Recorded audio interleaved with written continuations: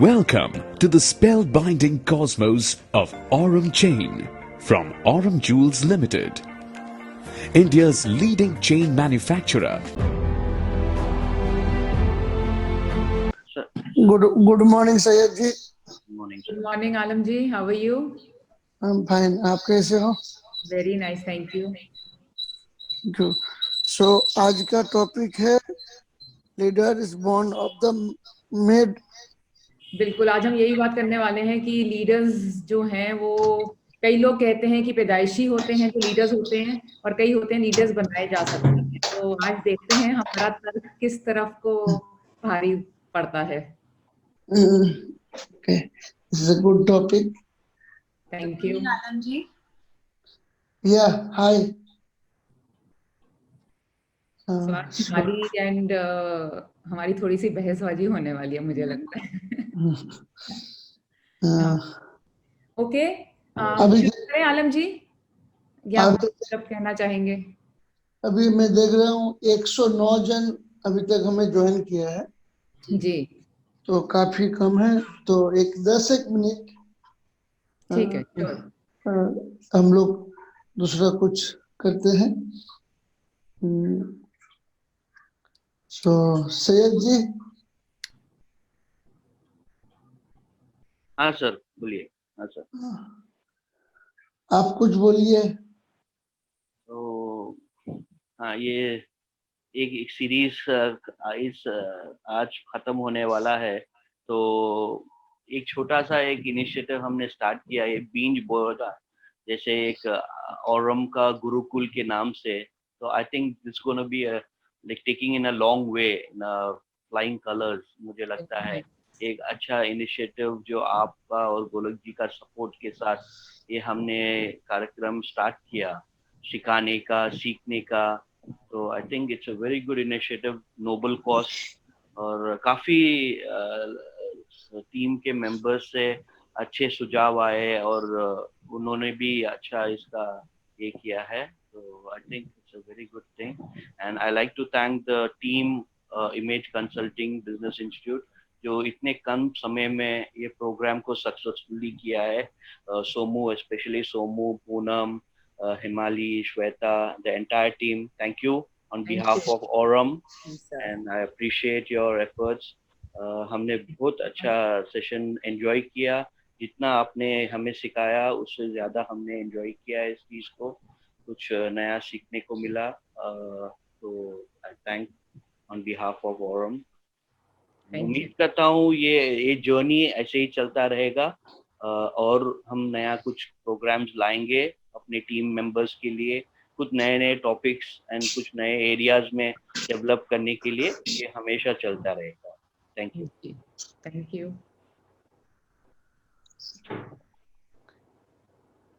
ये जो last 13 days आज है, लास्ट 13 डे का जो जर्नी है काफी अच्छा जर्नी है और काफी अच्छा कुछ सीखने को मिला होगा हमारे टीम को।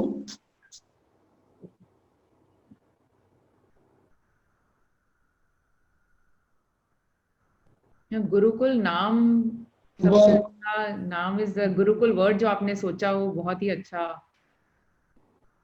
It's a very nice name जो एकदम से राइट इम्प्रेशन अगले के माइंड में एकदम से दे देता है। ये जो गुरुकुल हमने किए थे इसका मकसद था, जैसे हमारे जो टीम है वो सब एक हथियार है, औजार की तरह है। बट औजार को कभी कभी क्या होता है, जैसे तलवार को अगर आप हर रोज युद्ध करना चाहते हो तो उसको कभी कभी पॉलिश करना पड़ता है, उसको धार देना पड़ता है। तो ये धार देने के लिए हमने किया था, हम लोगों ने ये सोचा था कि इनके अंदर जो धार है उसको और थोड़ा बढ़ाया जाए ताकि और आने वाले समय में जो हमें युद्ध लड़ना है वो लड़ाई और अच्छे से हम लड़ सके। और इसमें हमारे जो टीम है उनको काफी मदद मिला होगा, काफी मदद मिलेगा आने वाले समय में अगर उन्होंने इसके ऊपर काम किया हो तो। और आने वाला समय बाकी काफी कठिन है। जिस तरह की रिपोर्ट अभी WHO और दूसरी जगह से आ रही है कि ये जो कोरोना वायरस की प्रॉब्लम से ये काफी लॉन्ग प्रॉब्लम्स होने वाली है, और पूरा दुनिया के जो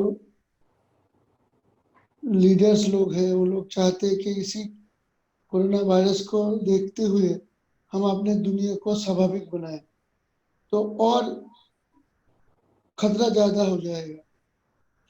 तो इसमें हमें भी जीतना है।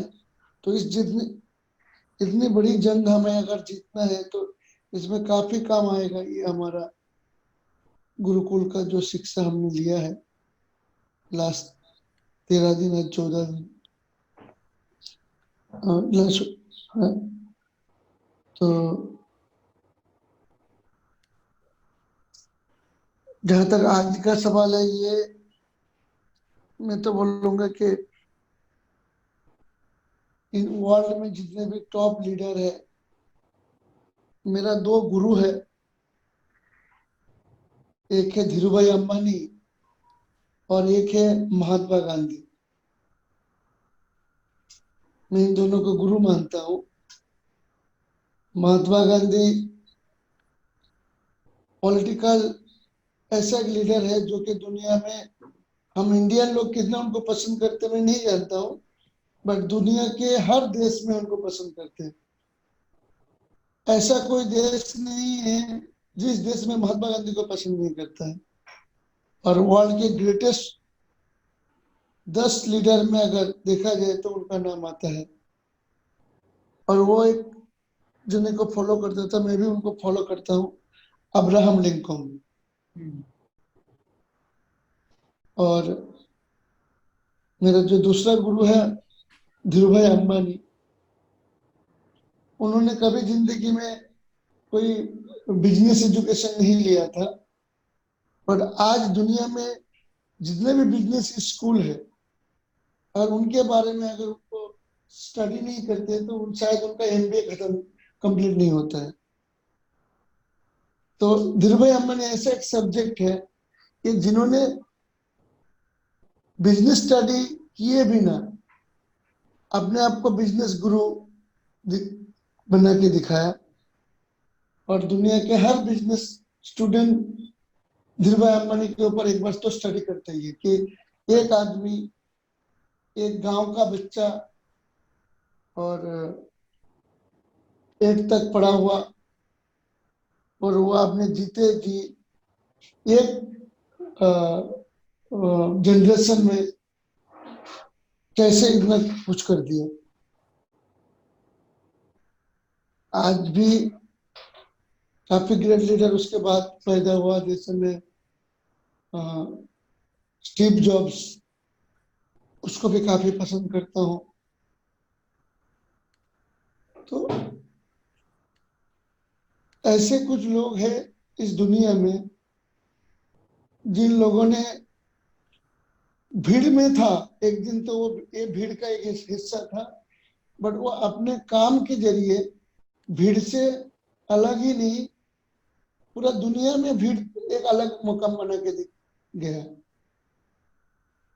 हो सकता है हमारे जो भी लोग हैं जो आज ये सुन रहे हैं, इसमें से भी एक कोई ऐसा बंदा होगा कि एक दिन वो भी अपना नाम पूरा दुनिया में दिखाएगा कि मैं भी कुछ अलग हूँ। तो जो अपने आप को अलग प्रूव करता है, मेरे हिसाब से he is the great leader. तो बाकी तो आज आप लोग परिभाषा लीडर, ग्रेट लीडर की परिभाषा आप लोग अच्छे से बताएंगे। मैं भी इसमें मैं भी खूब बहुत इंटरेस्टेड हूँ सुनने के लिए।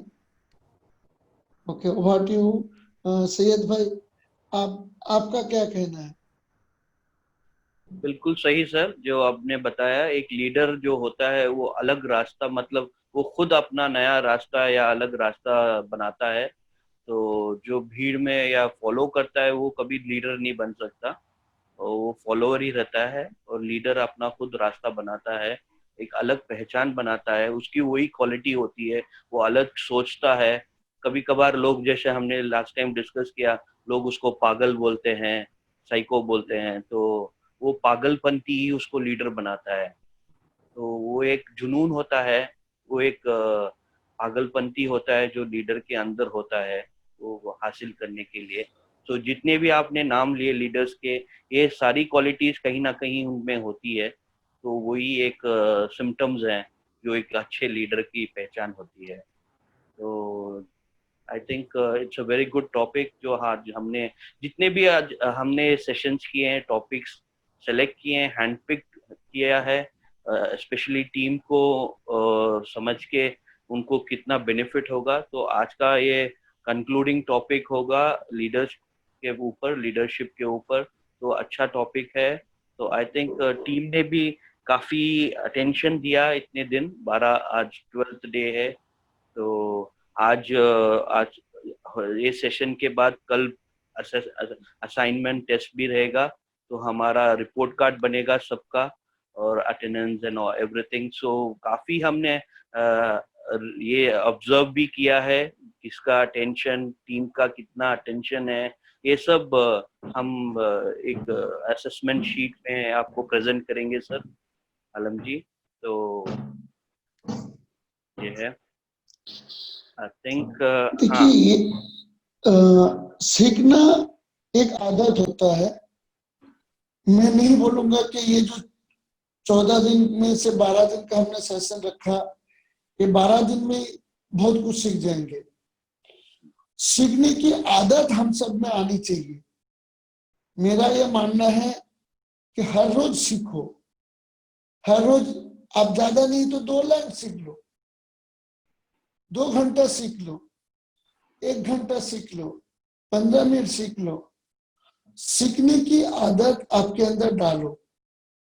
हम लोग समझते हैं कि लीडर पैदा होता है इस कॉलेज से, यूनिवर्सिटी से। मैं बोलता हूँ लीडर पैदा होता है अपनी चेष्टा से।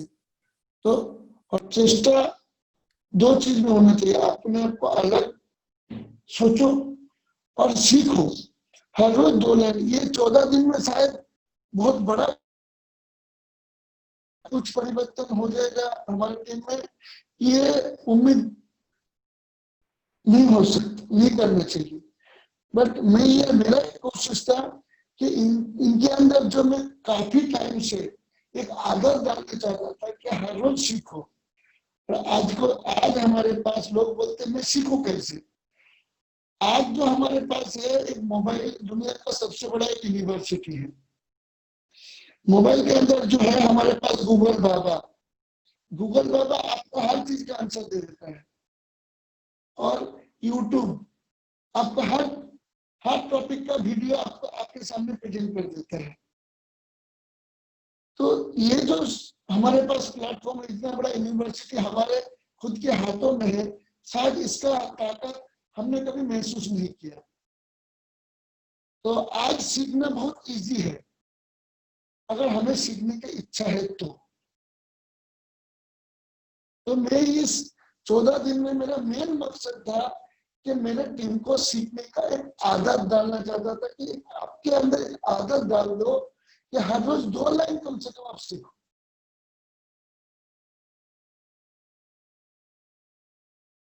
ओके सैयद जी, ये सैयद जी sir, with all your respect, yeah, अभी I think can we pass on the mic to panelists अपने? या अभी 176 हो गया, अभी शुरू करें? ठीक है, good. Yes. Over to you, Poonam ji and Himali ji, please. Thank you so much.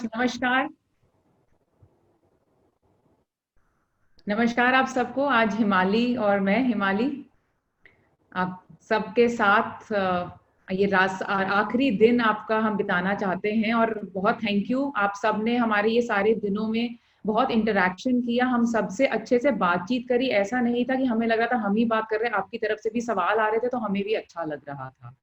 तो थैंक यू फॉर दैट। आपने अपना पूरा इंटरेस्ट दिखाया और इसमें रहे। बात करते हैं आज लीडर्स की। आलम जी ने कहा लीडर्स की परिभाषा, तो चलिए परिभाषा से ही शुरू करते हैं। तो हिमाली, अगर मैं कहूँ लीडर्स कौन होते हैं, तो क्या मैं ये कह सकती हूँ लीडर्स नेता होते हैं? Mike, Himalaya mike is on mute. एक प्रकार के नेता भी होते हैं। तो लीडर्स जो हैं वो नेता होते हैं जो नेतृत्व करते हैं। किसका? वो नेतृत्व करते हैं और वो जानते हैं कि उन्हें कहाँ चलना है, वो रास्ता वो पहचानते हैं, वो जानते हैं कि उन्हें किस रास्ते पर चलना है, और वो जानते हैं कि उन्हें वो रास्ता दिखाना भी है। तो ना ही सिर्फ उनको उस रास्ते पे चलना है, उनको रास्ता पता होना चाहिए, कैसे चलना है पता होना चाहिए, और कैसे चलाना है बाकियों को वो पता होना चाहिए। मगर बाकियों को चलाने से पहले क्या जरूरी नहीं है अपने आप को खुद उस रास्ते पे चलाना? जरूर। तो नेतृत्व किसका? पहले खुद का और फिर बाकियों का, जिनको आप लीड करने की सोच रहे हैं, नेतृत्व करने का सोच रहे हैं जिनका। तो चलिए आज इसी बात को लेके, इन दो बातों को ध्यान में रखते हुए आज का हमारा सेशन बना हुआ है। और जब हम बात कर रहे हैं नेता की, तो मेरे दिमाग में जो इंडिया का फेवरेट गेम है उसका नेता माइंड में आ रहा है। किसी को कोई गेस? कौन सा इंडिया का, हमारे देश का कौन सा फेवरेट गेम है? चैट में कोई भी क्लिक कर बताइए। इंडिया का सबसे फेवरेट गेम क्रिकेट। एब्सोल्युटली, बहुत अच्छा हालिम जी आपने बोला, क्रिकेट सबसे फेवरेट गेम है। और क्रिकेट का नेता जो मेरे दिमाग में इस वक्त आ रहा है वो है हमारे फेवरेट धोनी जी, MS धोनी। कईयों के फेवरेट कैप्टन, इंडिया के सबसे successful captain of the Indian cricket team, cool captain, right? तो लिखते हैं कि कैप्टन धोनी के बारे में आपके क्या ख्याल हैं? 3 शब्दों में लिखिए, आप उनको कैसे, उनका वर्णन करना चाहेंगे?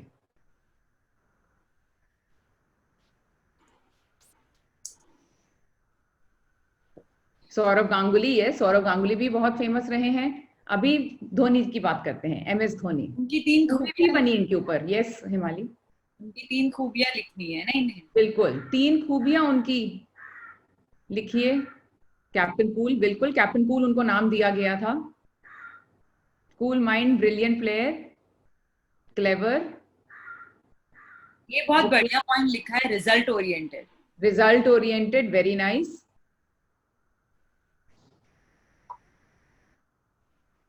Fitness, activeness. Best finisher.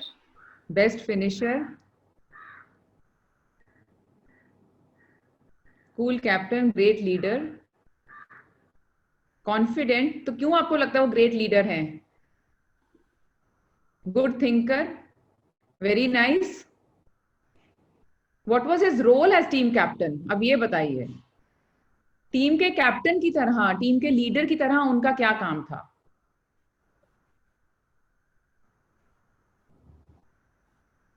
Good influencer, lead by example, yes, very nice. Mind reader, very important. Dedicated, decision taking ability लिखा है किसी ने। Decision taking ability, very nice. Selection power, सबको मौका देना चाहता था। टीम को सामने से लीड करने की एबिलिटी, यस। तो ये सारे उनके अंदर खूबियां थी। तो ये इनकी जो 5 खूबियां जिनके लिए वो बहुत जाने गए हैं, सबसे पहला जो हमने बात किया, बहुत ही शांत स्वभाव के। चाहे कितना ही स्ट्रेस वाला टाइम हो, प्रेशर वाला टाइम हो, वो अपना संयम बना के रखते थे। और संयम बना के रखने की वजह से उनके डिसीजन जो होते थे, उनके अंदर वो एबिलिटी अच्छी आती थी। वो सोच पाते थे कि मेरे को अगर लीड फ्रॉम फ्रंट का मतलब है कि मुझे कहीं से भी सामने जाके भी आना है तो आना पड़ेगा। ये नहीं है कि जो जा रहे हैं उनको पीछे से बताते ऐसे करो ऐसे करो। तो जैसे हमने बात करी थी 3 बातों की शुरू में, नोज द वे, मतलब कि लीडर को रास्ता मालूम होना चाहिए। मालूम होने के बाद गोज द वे, खुद चलना आना चाहिए उस रास्ते पर। और तीसरा, मत गोज द वे, खुद चलना आना चाहिए, लीड बाय एग्जांपल। और तीसरा, shows the way is the lead by example, जो हमने बात करी। तो ये तीनों चीजें जो हैं, ये अंदर होना एक लीडर के बहुत जरूरी है। तभी आप अपने ये सब करने के लिए संयम बहुत जरूरी है। अपनी सफलता अगर मिल गई है तो उसको संभालना उससे भी ज्यादा जरूरी है। आप सफल हो गए, पहुंच गए, आप सही करते गए, मगर वहां पे बने रहना है। वहां पे बने रहने के अलावा आगे बढ़ना है। आपने कई लोग हैं जो आपको देख रहे हैं, उन्हें आगे बढ़ाना है। इसके अलावा उनका विश्वास जीतना है। विश्वास कोई देता नहीं है, विश्वास जीतना पड़ता है। तो एज अ लीडर आपको विश्वास जीतना है और अगलों में आत्मविश्वास देना है। तो आपको लेना है उनका विश्वास और देना है उनमें उनका आत्मविश्वास, trust and confidence, very important. हिमाली, इनके अलावा और कोई भी लीडर हैं जिनको क्रिकेट में जाना जाता है? हाँ, जब हम क्रिकेट की बात करते हैं तो मेरे भी एक फेवरेट है, जो वो भी अपने आप में काफी अच्छे लीडर भी कहलाए जाते हैं। तो मेरे फेवरेट लीडर है क्रिकेट के पॉइंट ऑफ व्यू से। अगली स्लाइड पे आ जाएं पूनम। अच्छा, इट इज ऑन। ओके, हाँ, तो ये है मेरे फेवरेट लीडर। और Sachin Tendulkar, God of cricket कहा जाता है इन्हें, उनका दूसरा नाम है गॉड ऑफ क्रिकेट। इन्होंने भी अपनी पारी, अपना 24 साल का करियर अपने अलग तरीके से पूरा बिताया है। अलग उनके नियम थे, अलग उनका तरीका था जीने का, अलग उनका तरीका था लीड करने का। तो अब आप मुझे बताइए कि इनको अगर डिस्क्राइब करना हो, इनकी 3 खूबियां हमें बतानी है एज ए लीडर, तो आप इनकी क्या 3 खूबियां मुझे बताओगे? चैट बॉक्स में लिख के बताइए मुझे।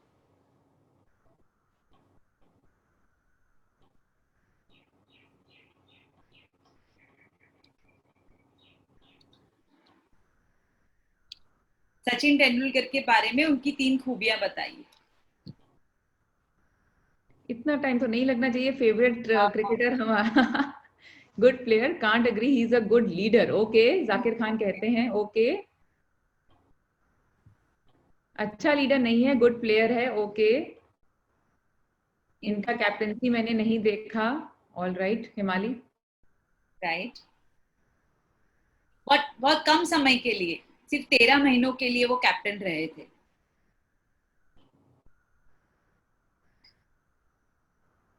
पर जरूरी नहीं है अगर वो टीम के कैप्टन नहीं है तो वो लीडर नहीं है। हाँ, पर उनकी क्वालिटीज क्या थी, उनमें क्या अच्छाइयां थी, ये हमें बताना है। कैप्टन ही बनेंगे तो ही वो लीडर कहलाएंगे, ये तो जरूरी नहीं है।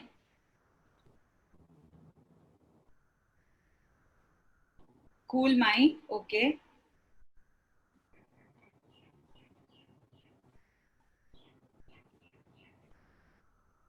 सिर्फ कूल माइंड आ रहा है।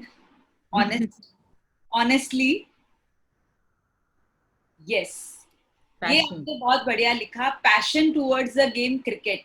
14 साल की उम्र से जो उन्होंने अपना पैशन दिखाया था, उनके लिए उनकी लाइफ पूरी उन्होंने समर्पित कर दी थी सिर्फ क्रिकेट के लिए।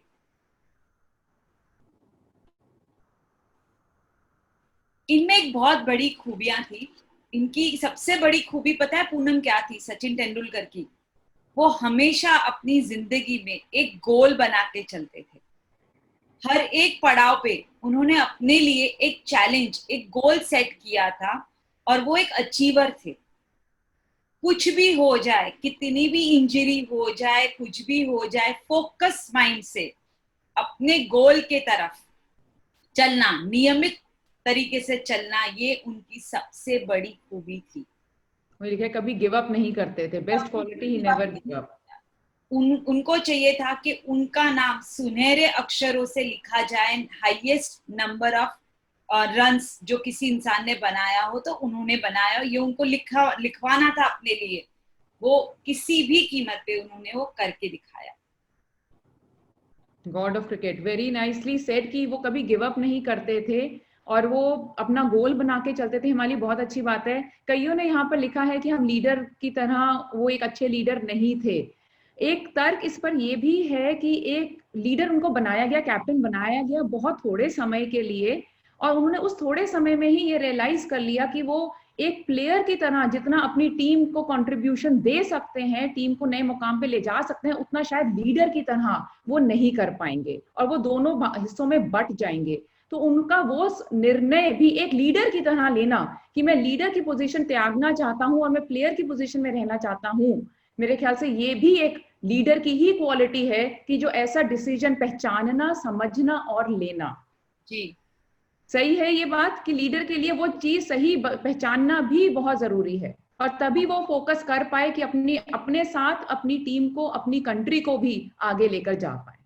जैसे जैसे आपने राइटली कहा पूनम, जरूरी नहीं है कि एक लीडर आगे से ही टीम को लीड करे, वो बिल्कुल, पीछे रह के भी अपनी टीम को पुश करे, वो भी एक लीडर ही कहलाता है। एब्सोल्युटली, आगे हो या पीछे हो, अपनी टीम को, अपने पूरा जो संगठन हमने बनाया है, एक फैमिली कहते हैं, चाहे आपकी वर्क प्लेस फैमिली हो जहां आप काम कर रहे हैं या आप जिनके साथ खेल रहे हैं, ये आपकी एक काम की फैमिली बन गई है एक तरीके से। आप 8 से 10 घंटे उनके साथ बिता रहे हैं, शायद जागते हुए, फैमिली के साथ हैं मगर जागता हुआ समय आप कम बिता रहे हैं, तो आप इन लोगों के साथ ज्यादा बिता रहे हैं। इनको आप कैसे आगे बढ़ाते हैं, एक टीम मेंबर होकर भी, वो भी एक अपने आप को नेतृत्व करने वाली बात ही आ जाती है। सही कहा आपने, सही कहा।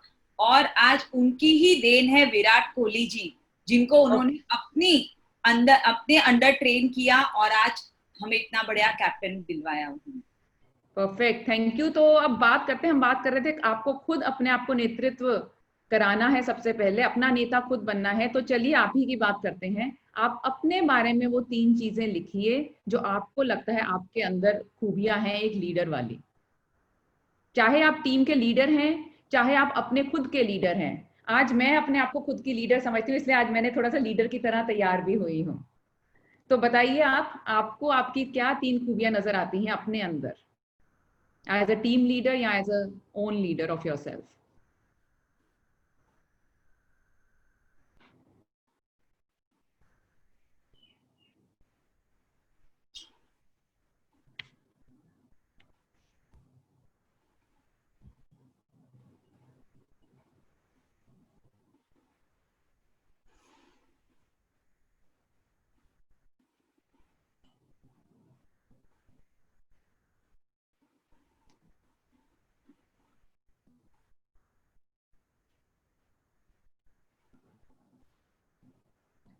पता नहीं, राजेश जी सोचिए, अभी हम आपको इसके बाद बताएंगे। अभी आप इतने सारे सेशन हमने किए, बताइए लीडर के लिए आपने सोचा, धोनी जी के बारे में हमने सोचा, हमने सचिन जी के बारे में बात करी, विराट जी के बारे में भी हिमाली जी ने मेंशन किया। Positive thinker, focus on goal, responsible, calm, ठंडा दिमाग बहुत जरूरी है, give chance to all, discipline, discipline is very important. सबसे पहले जरूरी है अपने आप को लीडर समझना, अपने अंदर वो पॉजिटिव थिंकिंग लाइए कि मैं लीडर हूं। अब आगे सोचिए लीडर कैसे होते हैं, आपके वो लीडर कौन है जिनको आप अपना रोल मॉडल बना सकते हैं, तो जिनको आप पसंद करते हैं, उनकी क्या चीजें आपको पसंद है, वही चीजें आप अपने अंदर भी लाना चाहेंगे। तो चलिए देखते हैं लीडर्स के कुछ ट्रेट्स क्या होते हैं। Very nice, cool, positive thinking, focus on goal, lead my team from front, always think for win the match, absolutely. थोड़े और लीडरशिप के ट्रेट्स क्या हैं? पॉजिटिव एनर्जी, मतलब आपके अंदर सकारात्मक होना, पॉजिटिव होना बहुत जरूरी है। आपके अंदर वो क्षमता होनी चाहिए एक स्वस्थ सेहत के साथ फिट रहना, आगे बढ़ते रहने की। और वो एक एटीट्यूड, चाहे कितना भी कुछ गलत हो रहा हो, नेगेटिव हो, पॉजिटिव हो, अपने आप को वो पॉजिटिव तरीके में सोचना, वो ताकत रखना बहुत जरूरी है, अच्छे समय में भी और बुरे समय में भी। ये नहीं बुरा समय आया तो आपकी खुद की ताकत कम हो गई, तो बाकी आपकी ताकत कम होगी तो बाकियों की तो कम होगी होगी।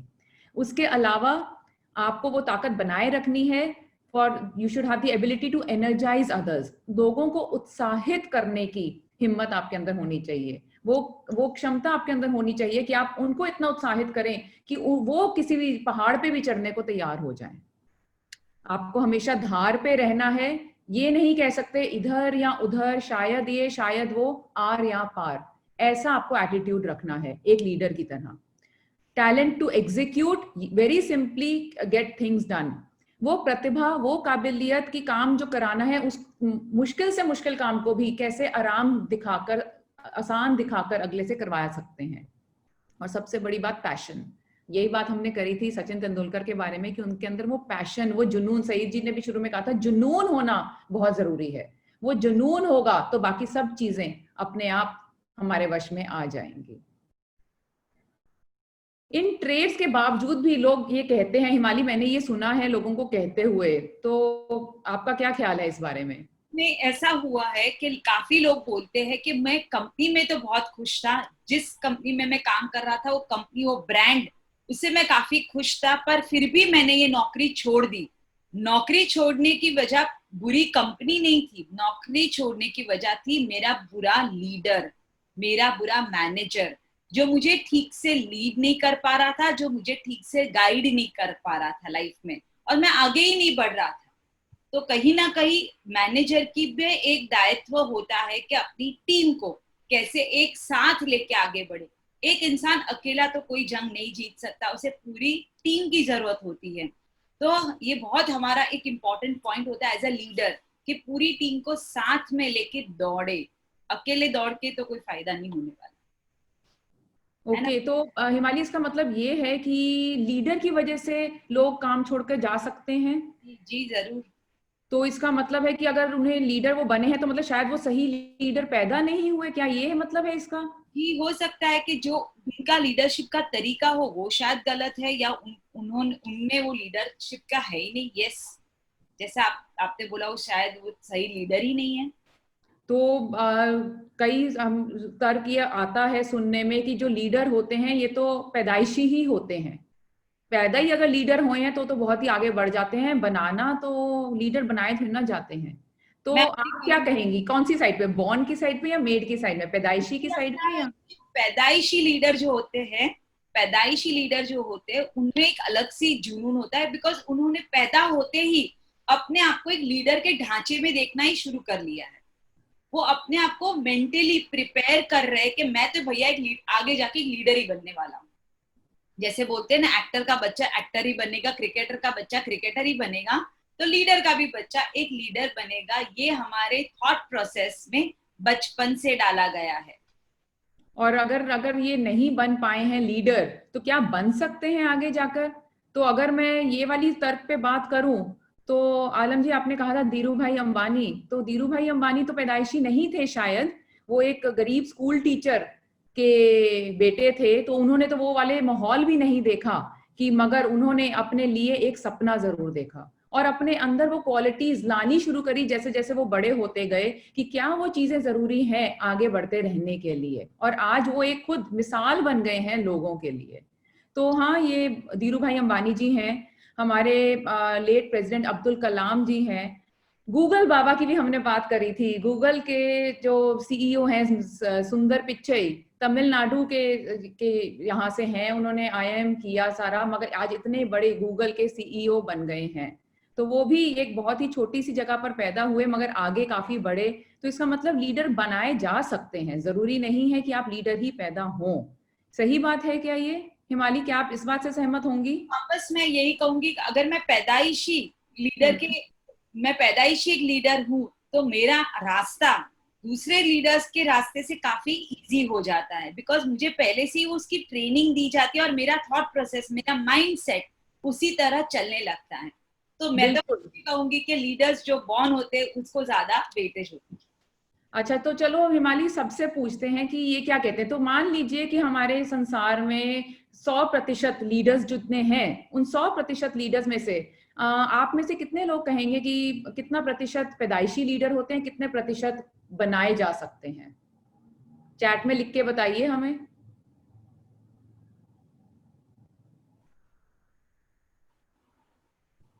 जो हकदार होगा वही बनेगा, बिल्कुल। किशोर कुमार सन, सीताराम, ओके। पर हम वैसे बात करें कि डोनाल्ड ट्रंप, वो तो पैदाइशी N90, ओके, ये कहते हैं 10% पैदा होते हैं, 90% बनाए जा सकते हैं। 10%, 90%, ओके। 20 और 80, 35 और 65, ओके, इंटरेस्टिंग।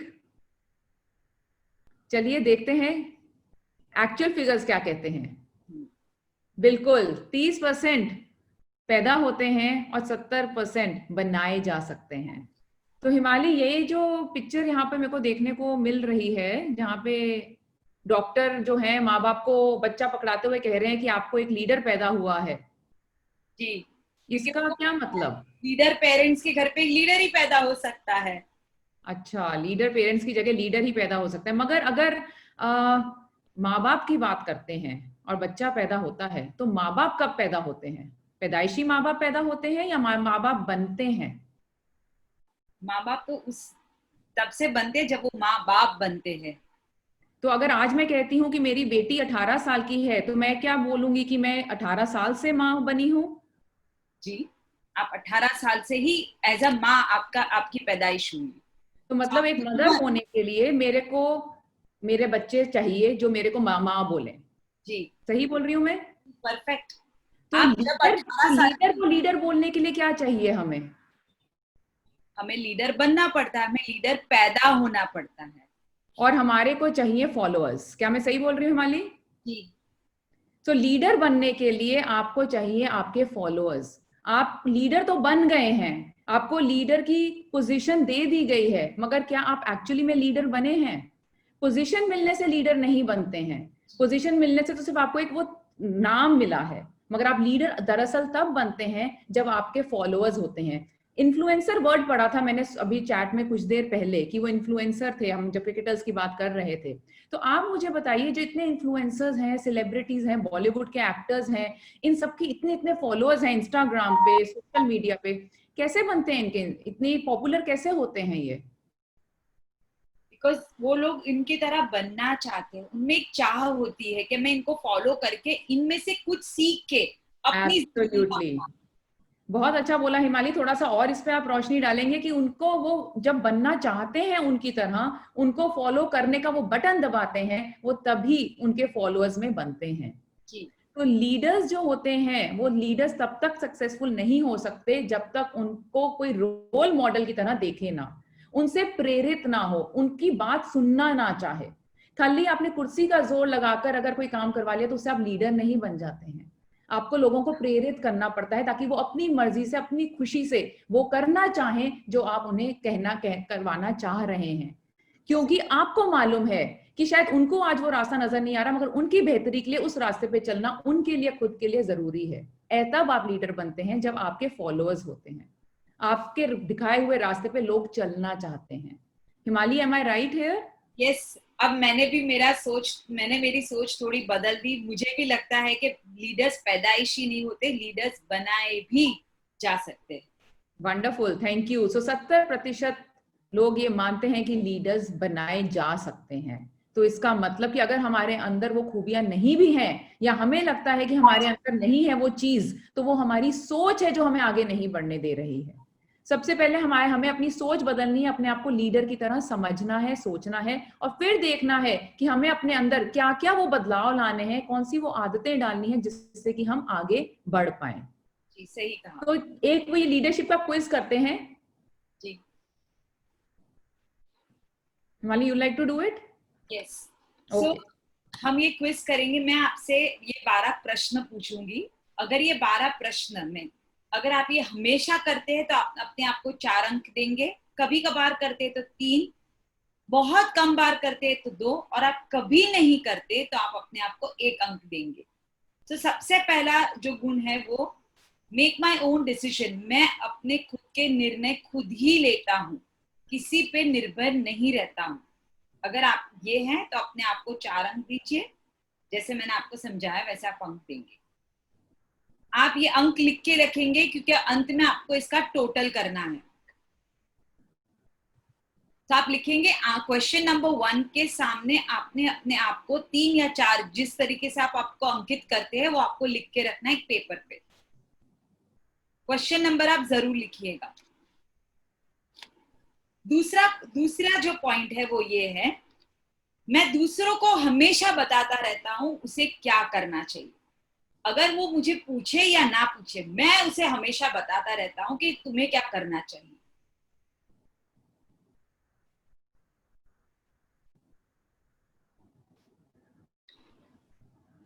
ठीक है। अब इसका जवाब भी आप प्रश्न नंबर 2 के सामने ही लिखेंगे। तीसरा पॉइंट, मैं हमेशा दूसरों को सजेशन देता हूँ, राय देता हूँ कि भाई तुम्हारा डिसीजन इस तरीके का होना चाहिए। उसे डिसीजन लेने के लिए नहीं बताता हूँ, मेरी राय हमेशा उसकी डिसीजन मेकिंग में होती है।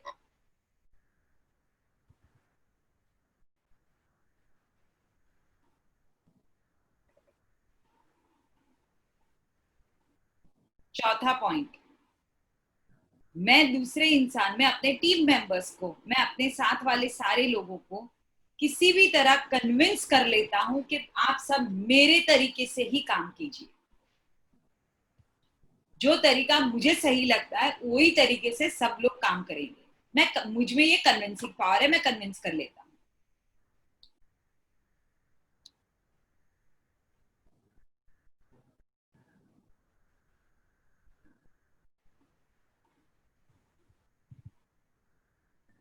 पांचवा पॉइंट, मैं एक आम टीम मेंबर की तरह ही मेरी टीम के साथ पार्टिसिपेट करता हूँ। मैं कभी किसी को फील होने नहीं देता कि मैं लीडर हूँ। मैं जैसे सब लोग अपना अपना जवाब देते हैं, मैं भी एक आम आदमी की तरह, आम टीम मेंबर की तरह ही अपने टीम में पार्टिसिपेट करता हूँ। अगर सब चुप है तो मैं भी चुप हूँ, सब बोल रहे हैं तो मैं भी बोल रहा हूँ।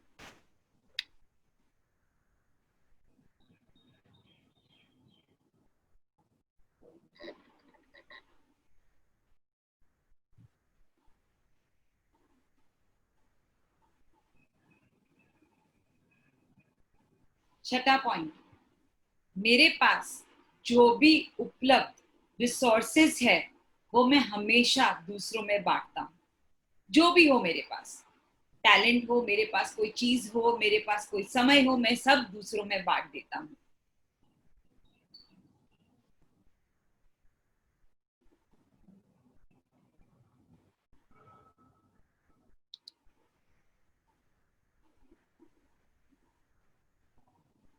अब आते हैं हम सातवें पॉइंट की तरफ। मैं हमेशा दूसरों की राय लेता हूं, फिर ही अपना डिसीजन सुनाता हूं। हड़बड़ाहट में कभी अपना डिसीजन पहले नहीं देता। सभी की राय मेरे लिए बहुत जरूरी होती है।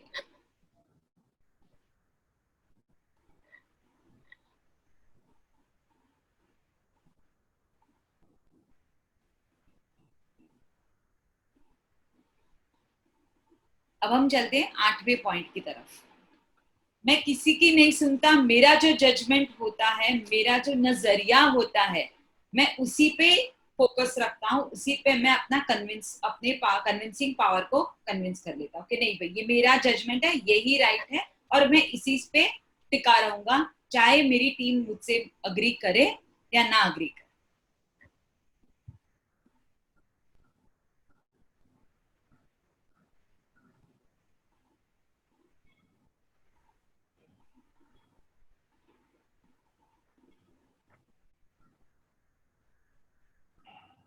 9th पॉइंट,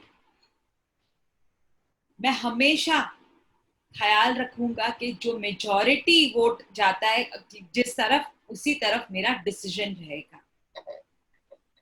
जितने ज्यादा लोग सहमत होते हैं कोई पॉइंट को लेकर, मैं उसी तरफ अपना डिसीजन दूंगा।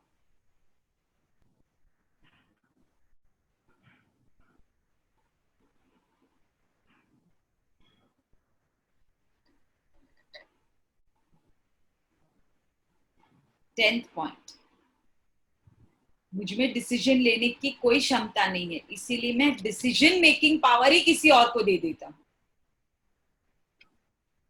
मुझे लगता है कि मेरा एक टीम मेंबर काफी, उसमें वो हुनर है डिसीजन लेने की, तो मैं उसी को दे देता हूं, भाई तेरा दायित्व है कि तू डिसीजन लेगा।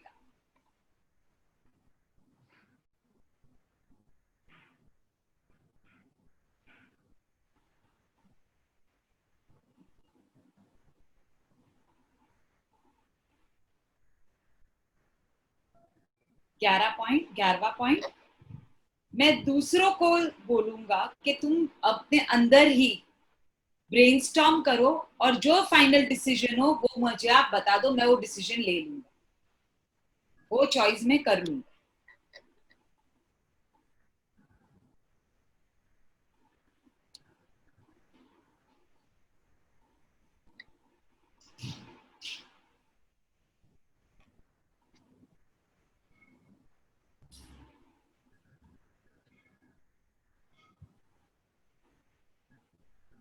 और 12th पॉइंट रहेगा, मैं हमेशा मेरे आइडियाज मेरी टीम के साथ शेयर करता रहता हूँ। जो भी नए आइडियाज, जो भी नए ख्यालात मुझे आते हैं, मैं हमेशा मेरी टीम में वो ज्ञान बांटता रहता हूँ। हिमाली, should I move to the next slide or जी। after a minute? I think सभी लोगों ने अपने आप को स्कोर कर लिया होगा।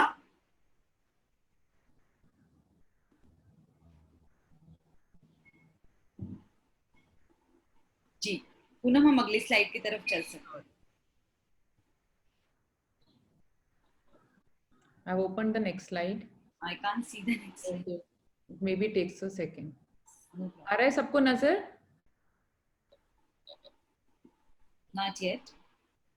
हाँ जी, आ गया। आ गया, ओके। अभी आपका जो स्कोरिंग रहेगा वो इस मुताबिक आप करोगे। प्रश्न नंबर 1, प्रश्न नंबर 2, प्रश्न नंबर 4 और प्रश्न नंबर 8, इसमें आपने जो जो स्कोर किया है उसका टोटल आप लिखोगे ऑटोक्रेटिक या निरंकुशी के सामने। सही कहा पूनम मैंने? बिल्कुल, निरंकुशी। आई एम इम्प्रेस्ड हिमाली विद योर हिंदी। आधिकारिक एक दूसरा शब्द है इसके लिए, अधिकार देने वाला, अधिकार दिखाने वाला। डोमिनेटिंग बोल सकते हैं। Yes. राहुल जी, क्या प्रॉब्लम है? नहीं आया? आपको टोटल मारना है सिर्फ क्वेश्चन नंबर 1, 2, 4 और 8। इसीलिए मैंने आपको बोला था आप स्कोरिंग करने के टाइम क्वेश्चन नंबर जरूर लिखिएगा। जी, अभी आप प्रश्न नंबर 3, 7, 9 और 11 इसका टोटल आप लिखोगे पार्टिसिपेटिव के सामने या सहभागिता के सामने। M I right Poonam? सहभागिता मतलब आप सबको अपने साथ भागी लेकर चलने में विश्वास करते हैं, वो हो गया पार्टिसिपेटिव।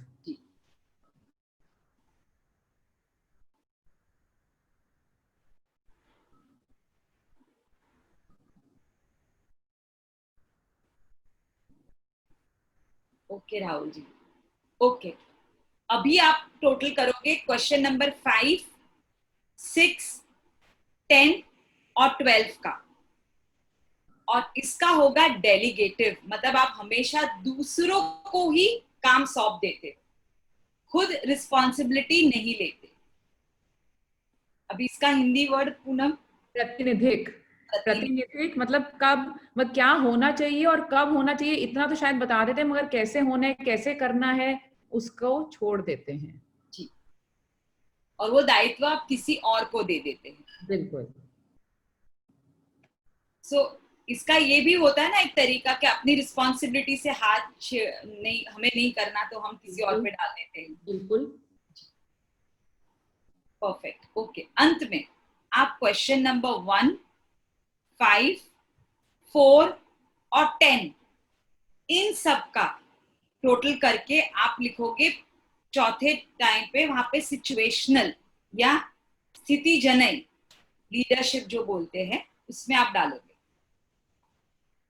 जो सिचुएशन है उस तरीके से आप लीडरशिप का रोल बदल लेते हो।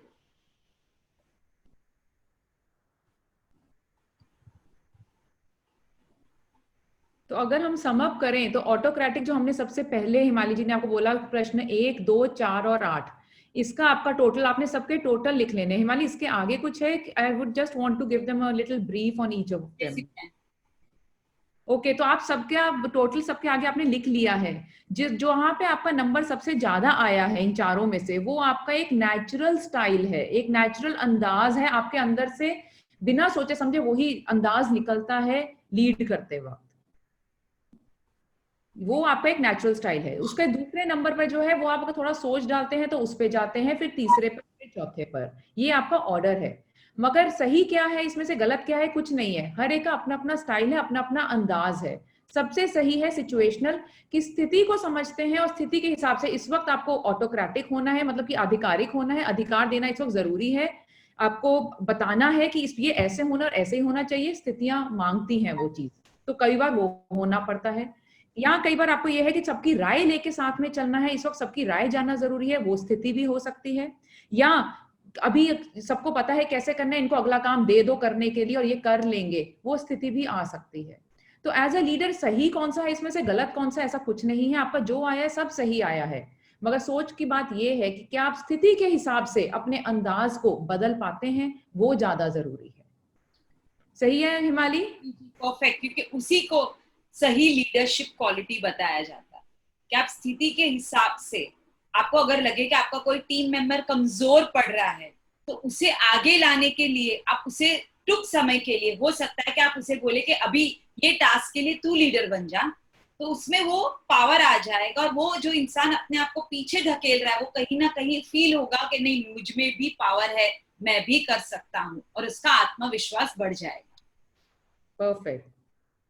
सो एक गुड लीडर होने के लिए हमें क्या चाहिए? अपनी टीम को हमेशा बताते मत रहिए ये करिए ये करिए, अपनी टीम को बढ़ावा दीजिए, उन्हें विकसित करिए, उन्हें आगे बढ़ने का मौका दीजिए। हिमाली ने अभी बहुत अच्छी example the, lead by example. अगर किसी को समझ नहीं आ रहा क्या करना है तो आप मत हिचकिचाइए, ये मत कहिए मैं तो मैनेजर हूं या मैं तो लीडर हूं, मैं थोड़ी ना ये काम करूंगा। तो अगर आप खुद करेंगे, आपको बताया था हमने, रास्ते पे चलना आना चाहिए, चलना दिखाना है आपको, तो लीड बाय एग्जांपल। कभी अपनी लर्न करना, नई चीजें सीखना मत खत्म करिए। I know it all attitude, मतलब मुझे तो सब आता है, मुझे तो 15 साल हो गए, मुझे 20 साल हो गए, मुझे 25 साल हो गए यही काम करते हुए, मुझे सब आता है। जिस दिन आपकी ये सोच बन गई उस दिन अपने आप को आप रोक लेंगे आगे बढ़ने से, कोई नई चीज को अपने अंदर लाने से। समय बदल रहा है, टाइम बदल रहा है, दुनिया बदल रही है, जनरेशंस बदल रही हैं, टेक्नोलॉजी बदल रही है। अगर सब कुछ बदल रहा है और हम इंसान होते हुए अगर अपने आप को नई सोच के हिसाब से आगे नहीं बढ़ाएंगे तो कुछ नहीं होगा।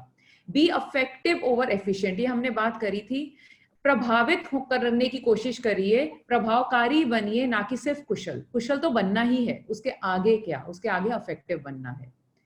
Learn the art of questioning, बहुत जरूरी है अपनी बातचीत में सवाल लेकर आना। ऐसे सवाल जो अगले को ये ना लगे कि सीआईडी के आगे बैठ गए तो पुलिस बन गया, उसने तो सवाल ही पूछने शुरू कर दिया। सीआईडी नहीं बनना आपने, पुलिस नहीं बनना, मगर आपने ऐसे सवाल पूछने हैं कि जिससे अगला सोचने पे मजबूर हो जाए कि उनको क्या करना है, क्या चाहिए, क्या सही है, क्या गलत है। और फाइनली स्मॉल टॉक, छोटी स्मॉल टॉक किसे कहते हैं?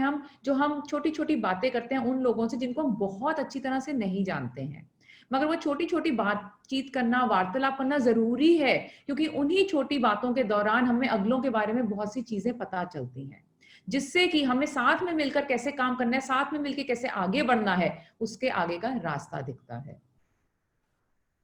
हिमाली, what is this embrace diversity and inclusion? इसमें ये होता है कि हम कोई भी, अभी आज तो ऐसा नहीं रहा, पहले क्या था, आज से 50 साल पहले जब लोग काम करते थे तो एक जनरेशन होती थी कि भाई जो लीडर्स होते थे वो सिर्फ 40-50 साल की उम्र के होते थे और उसे लीड करना होता था, और उनके जो टीम मेंबर्स होते थे वो लगभग 20 से 30 साल की उम्र के होते थे। ये हमारे पूर्वजों के टाइम पे ये चलता आ रहा था, पर अब तो ऐसा नहीं हुआ।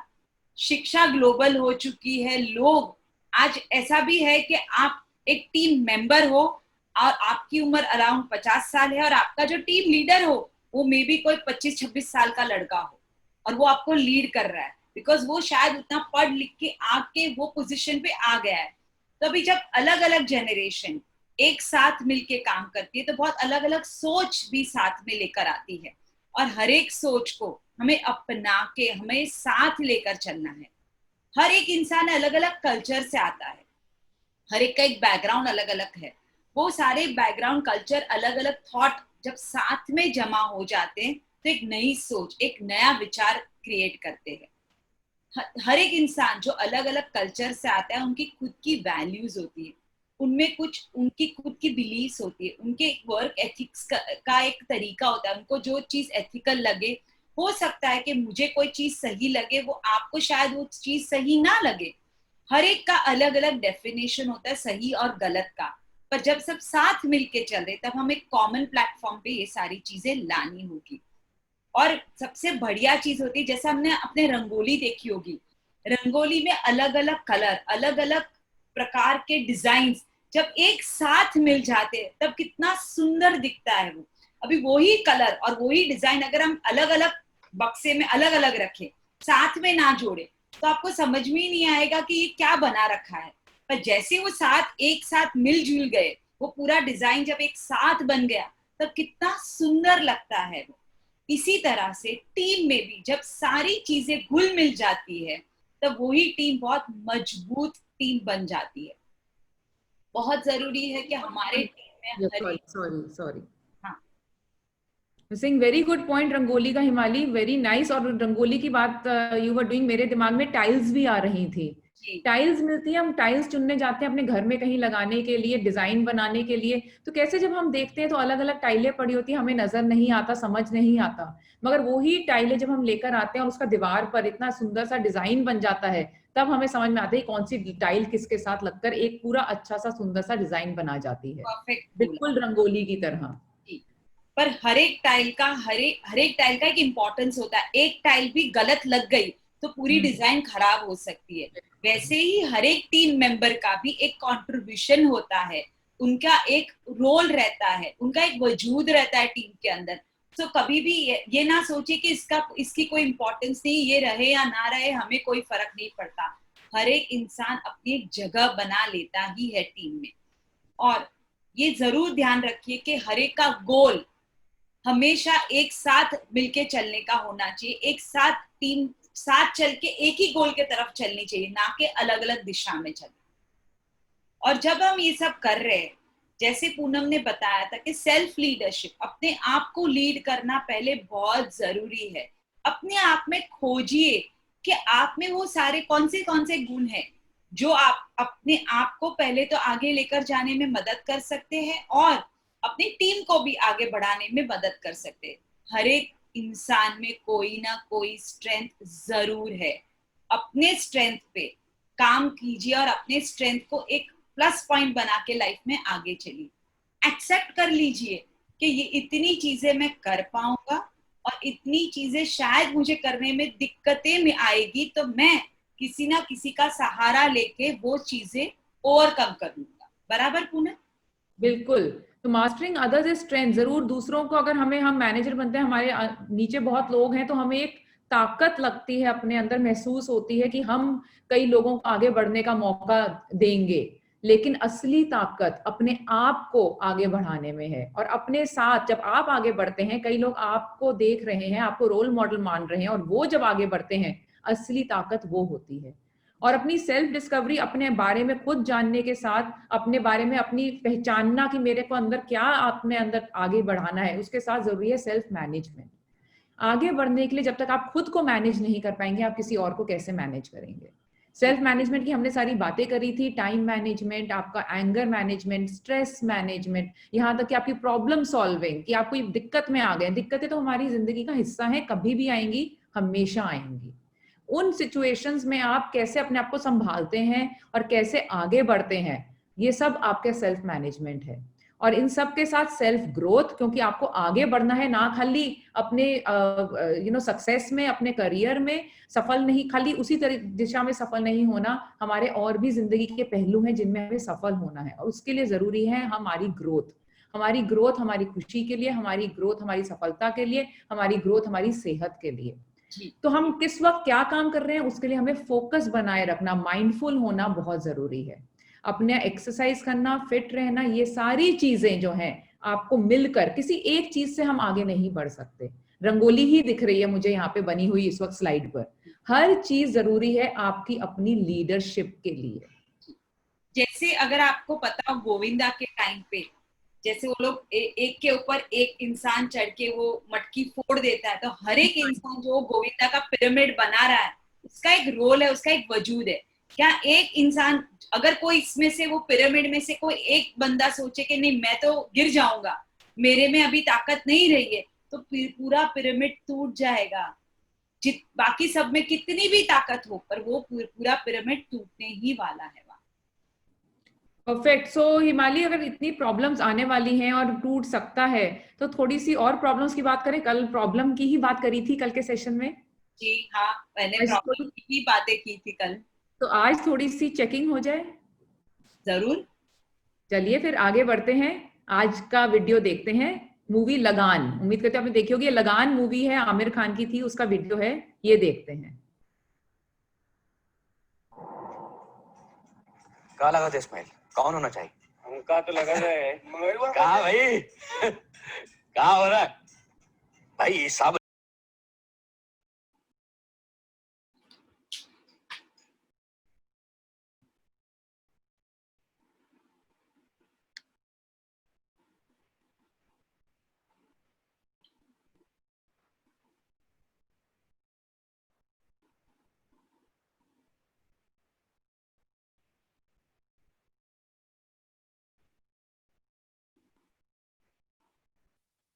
पूनम जी यहाँ पे वीडियो स्टक हो गया लगता है। आई थिंक अभी चल रहा है क्या? दोबारा से चालू करती हूँ सही जी। हाँ प्लीज। कौन होना चाहिए? हमका तो लगा है कहा भाई कहा हो रहा है भाई? ये सब लोग तुम्हारा खेल देखना चाहते हैं। हमका 11 खिलाड़ी नहीं मिल रहा। ले अब भाई इंतजाम किए देते हैं। भीमा को ले लो। भीमा? अरे नहीं मुखिया जी, सिर्फ नाम का भीमा है, जरा जरा देर में पीठ का दर्द होता रहता है। तो फिर काशीनाथ कैसे रहेगा? काशीनाथ वो ससुरा दौड़ते बखत आड़ा तिरछा हो गया तो काशी अलग नाथ अलग। अरे तुम्हें क्या किया जाए? मुखिया जी हमका तगड़ा आदमी चाहिए, आप रहने दीजिए, देखा जाए। देवा तुम गेंद फेंको, ईसर काका आप बल्ला संभालो। चलो भाई सब लोग भाई जाओ।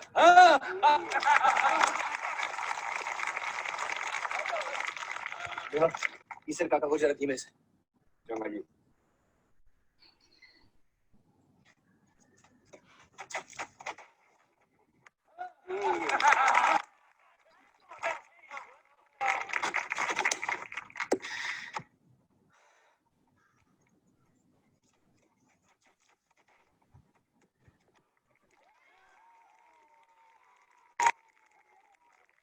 अच्छा गेंद फेंक। अरे कहा देखा थे? गेंद फेंक ना।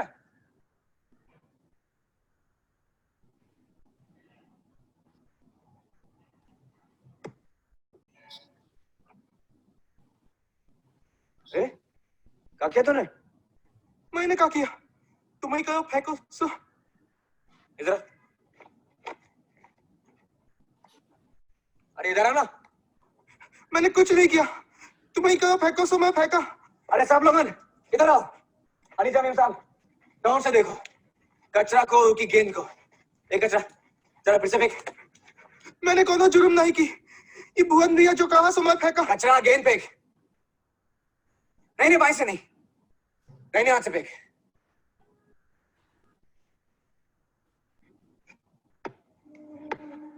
देखा का फिर की मारा थे। Amazing. He's actually spinning the ball. मिल गवा हमका हमारे 11 खिलाड़ी।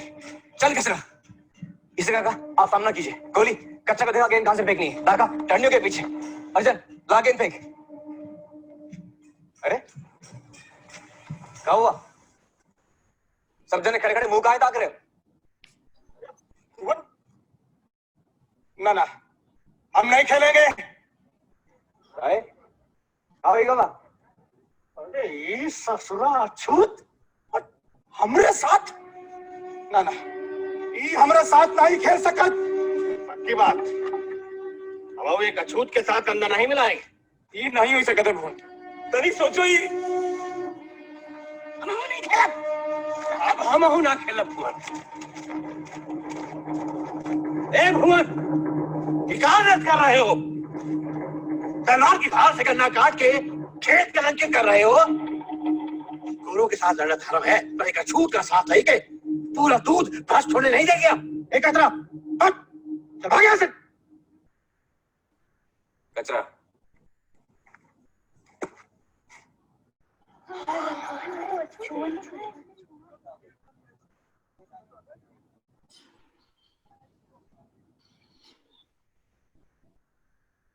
दूध पर छूत अछूत की छाप लगे के दूध तो आप भ्रष्ट कर रहे हो।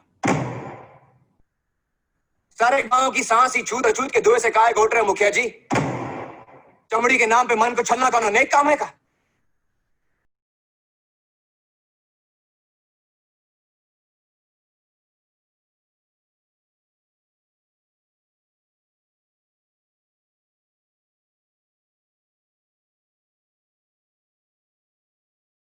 आप तो वैद्य हो, पीड़ा हरते हो, रोगी की नाड़ी परख के उसका इलाज करते हो।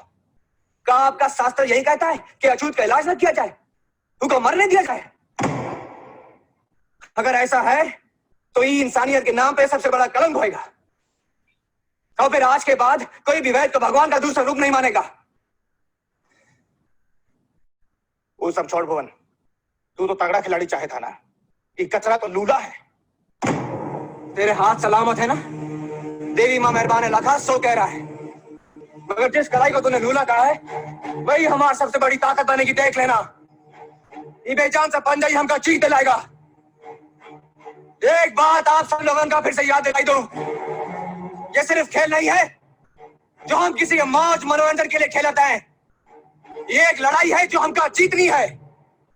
हमारा मकसद सिर्फ एक है, लगान से मुक्ति, गांव की खुशहाली। और उनके वास्ते मैं मरते दम तक किसी के सामने नहीं झुकूंगा। आप लोग मेरा साथ दें या ना दें, मगर कचरा खेलेगा।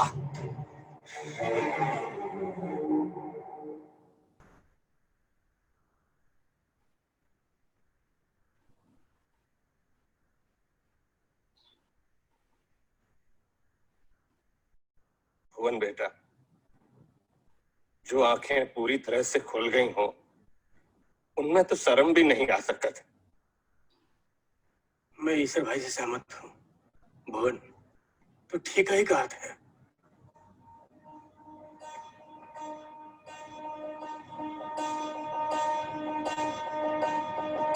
कचरा हमने साथ खेलेगा।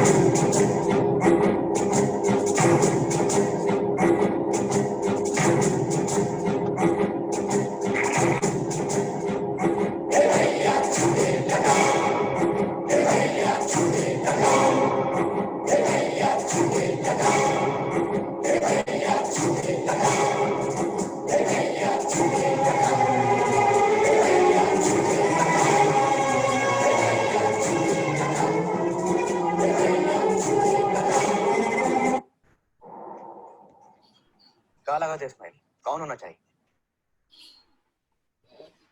ओके, देखा हमने सबने। मैं एक बार फिर से स्लाइड शुरू करती हूँ, अगली स्लाइड पे चलते हैं। वीडियो देखा सबने? तो अब ये बताइए कि इसमें आपने लीडरशिप का क्या क्या देखा, कौन सा लीडरशिप का अंदाज देखा। याद है हमने 4 अंदाज की बात करी थी जब आपके हमने पहचाने थे, ऑटोक्रेटिक या आधिकारिक, पार्टिसिपेटिव यानी कि सहभागिता, डेलीगेटिव मींस प्रतिनिधि का, या सिचुएशनल स्थितिजनक। क्या देखा आपने? लीडर का फोकस कहाँ था? क्या चैलेंजेस उसको लगे, प्रॉब्लम लगी उसको सिचुएशन में, कैसे उसने चीजों को संभाला, कैसे उसने चीजों से ऊपर उभरा, कैसे सबको समझाया, और आप होते तो आप क्या करते? तो यहाँ पे 2 जनों ने बताया है आधिकारिकता। ओके,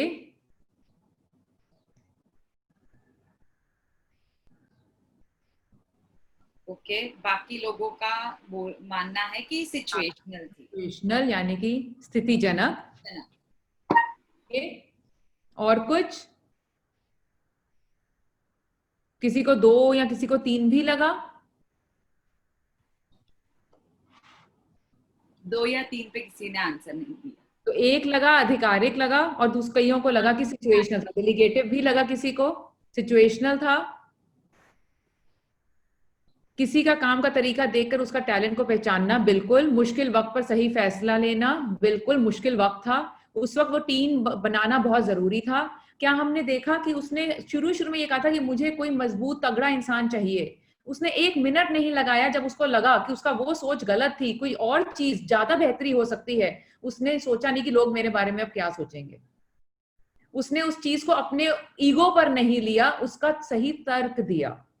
तो एक लीडर घबराता नहीं है कि अगर उसका खुद का निर्णय जो उसने सुना दिया अगर वो बाद में गलत प्रूव होता है तो उससे हिचकिचाता नहीं है। उसने वो चीज की, उसने सिचुएशन को देखा और सिचुएशन में उसको जब लगा कि सबको बोलने का मौका दिया, उसने एकदम से नहीं बोलना शुरू किया। हर कोई एक एक करके छोड़ के जा रहा था, बोल रहा था, गांव का मुखिया भी आ गया, उसने बोलने दिया, सबको बोलने दिया, सबकी बात सुनी, टैलेंट को पहचाना और उसके बाद उसको लगा कि इस वक्त जरूरी था उसके लिए आधिकारिक बनना, और उसने आधिकारिक उस वक्त दिखाते हुए ये बोला कि ये सबकी बेहतरी के लिए ये जरूरी है। शायद उन लोगों को नजर नहीं आ रहा था, मगर जब उसने उनको हर एक को उसके हिसाब से समझाया, वैद को वैद के हिसाब से, मुखिया को भगवान के हिसाब से, हर एक को उसकी नजर से समझाया, अपनी नजर से नहीं, अगले की नजर को समझते हुए उसको अगली की नजर से समझाया, तब सबको समझ में आया और सबकी सहमति ली, पार्टिसिपेटिव बने, सबकी सहमति ली और सब मिलकर उनके साथ में आ गए। क्या देखा आपने ये सब? उन्होंने टाइम टू टाइम क्या सिचुएशन है, उसका क्या स्थिति है, क्या परिस्थिति है, उसको समझा, उसके हिसाब से ठंडे दिमाग में पहले सबको देखा क्या हो रहा है और फिर उसको संभाला। फोकस भी था उनका माइंड, फोकस था, फोकस इसलिए रख पाए वो क्योंकि उनका दिमाग ठंडा था। अगर आपका दिमाग ठंडा नहीं होगा, आप एकदम से उतारू हो जाएंगे कि ये मेरे को मना कैसे कर रहे हैं सब, मैं लीडर हूं, तो काम नहीं बन पाएगा। तो सिचुएशन को समझिए, परिस्थिति को समझिए क्या है और इस वक्त परिस्थिति क्या चाहती है, कि आप आधिकारिक हों, सबकी राय लें या सिर्फ बताएं कि ये ऐसे ही होना चाहिए। उस हिसाब से आगे बढ़िए सबको अपने साथ लेकर, क्योंकि वो फॉलोअर्स होना बहुत जरूरी है। ओके हिमाली, आई थिंक सबने काफी अच्छा किया। सहमति चाहिए, फॉलोअर्स तो चाहिए पर सहमति भी सबकी चाहिए। बिल्कुल, सहमति के साथ हमारे फॉलोअर्स बढ़ते जाएंगे। तो आगे एक और टेस्ट लें हिमाली? जी पक्का ले सकते हैं, देखिए कितना बढ़िया कर रहे हैं। ठीक है, तो अभी अगला वीडियो है आपके लिए, चक दे। हिमाली Yes. जरा ध्यान रखिएगा, इन पे नजर रखिए अभी क्या कहते हैं, चलिए देखते हैं। कबीर साहब, वर्ल्ड कप आप भूल ही जाएं तो अच्छा है। और इन लड़कियों को भी कह दीजिए जिन्हें आपने उल्टे सीधे सपने दिखा रखे। मगर हमारी बात तो इस टीम को वर्ल्ड कप के लिए तैयार करनी हुई थी। स्टैम्प पेपर पे थोड़ी हुई थी कबीर साहब जो आप हमारा गला ही पकड़ लेंगे।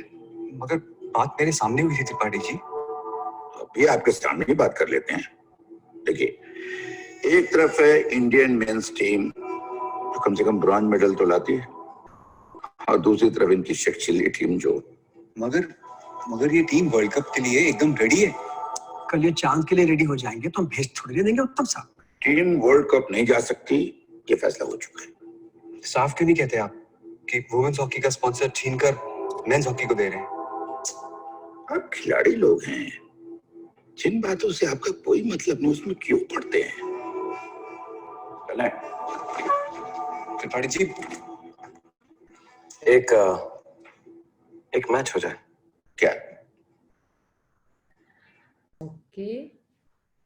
ओके हिमाली, मैं नेक्स्ट स्लाइड पे आ गई हूँ। जब तक खुलती है तब तक मैं सवाल पढ़ती हूँ कि इस स्लाइड के हमारे सवाल क्या हैं। आपको नजर आ रहा है हिमाली? जी आ रहा है। Okay, over to you. ठीक है, तो इस प्रॉब्लम स्टोरी में प्रॉब्लम क्या था? जैसे हम कल प्रॉब्लम की बात कर रहे थे, यहाँ पे प्रॉब्लम क्या था? और आपको लगता है कि ये प्रॉब्लम सॉल्व करने के लिए जो उनके टीम के कोच थे, उन्होंने सही निर्णय लिया था?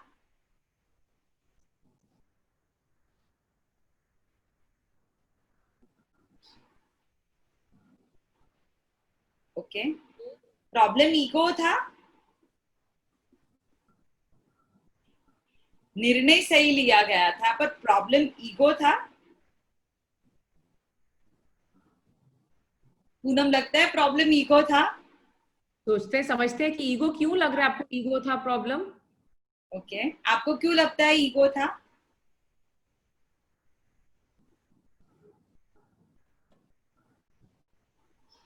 ओके, गीता जी ने लिखा ईगो मेन वर्सेस विमेन था, वो प्रॉब्लम था। ओके, ईगो काफियों का जवाब आया है, ईगो। तो कोई लिखकर बताएंगे कि आपको क्यों लगा, किस चीज से लगा आपको कि वो ईगो का था? हमें समझने में आसानी होएगी, थोड़ा मदद मिलेगी। कॉन्फिडेंस था, ट्रस्ट था। ओके, ईगो की क्या वजह हो सकती है? किस चीज से ईगो लगा? वो बोर्ड मेंबर में ईगो था, या शाहरुख खान में जो कोच हैं, जो लीडर थे उस वक्त, उनमें ईगो था? टीम के लीडर में किस में था ईगो?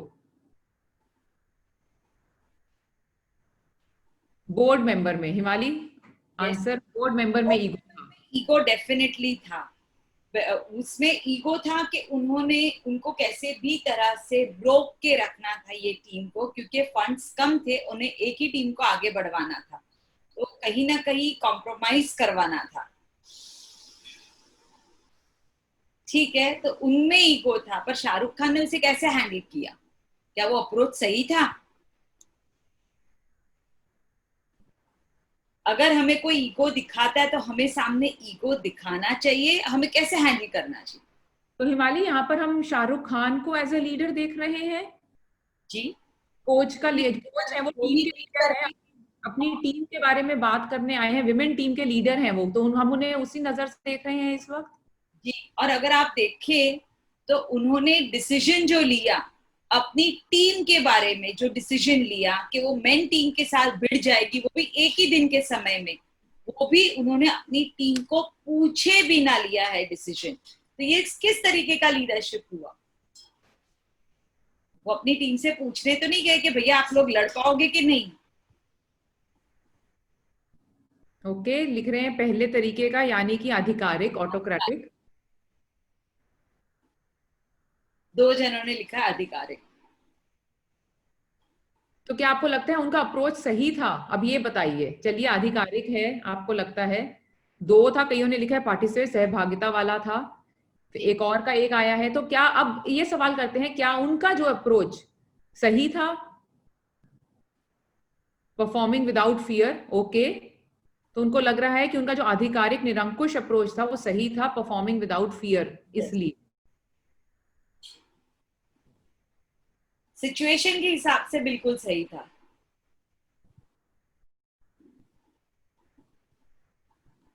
क्यों सही था पूनम, क्या लगता है? सिचुएशन के हिसाब से सही था आधिकारिकता दिखाना? बताइए, क्या आप सबको लगता है कि सही था? Situational problem and he has trust and confidence on his team. उस वक्त उसकी अप्रोच क्या थी? जो बोर्ड का मेंबर था, जो बोर्ड का हेड था, उसने एक अपने, ऐसा लग रहा था कि उसने अपने दिमाग में निर्णय बनाकर आया है कि वुमेन टीम को खेलने ही नहीं देना। जी, उसने वो चीज को समझा। क्या मैं सही बोल रही हूँ हिमाली? परफेक्ट। और उसी चीज को अगर उन्हें सॉल्व करना था, उनको ये प्रॉब्लम जो उनके सामने आ गई थी, बहुत बड़ी प्रॉब्लम, तो उनको सॉल्व करने के लिए उस टाइम पे उसे आधिकारिकता दिखा के ये निर्णय लेना बहुत जरूरी था कि हाँ मेरी टीम लड़ लेगी। क्या होगा, ज्यादा से ज्यादा हम शायद हार जाएंगे, वैसे भी हमने अपना चांस छोड़ दिया है, हमें वैसे भी चांस नहीं मिल रहा है, पर अगर हम ये आखिरी मौका नहीं यूज करेंगे तो हम डेफिनेटली वर्ल्ड कप में नहीं जा पाएंगे।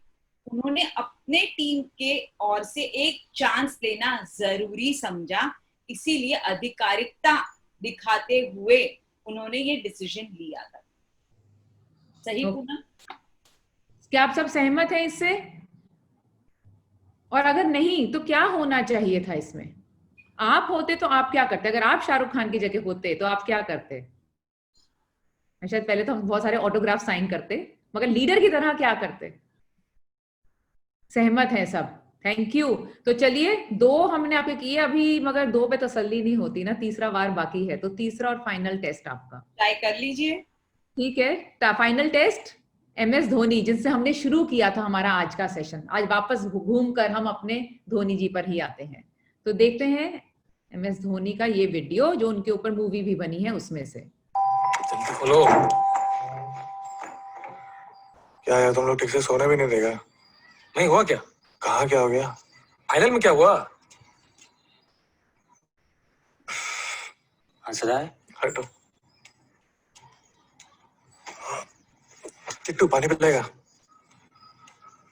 अब बताओगे हमको? बैठो बताते हैं। काहे इतना? हेलो,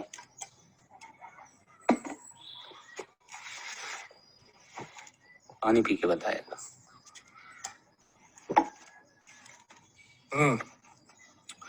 तो डे 2 में हम आउट हो गए 84 रन पे, पूरा टीम आउट हो गया 357 रन पे। पंजाब बैटिंग करने आता है, उनका पहला विकेट गिरता है 60 पे। फिर बैटिंग करने आता है युवराज सिंह।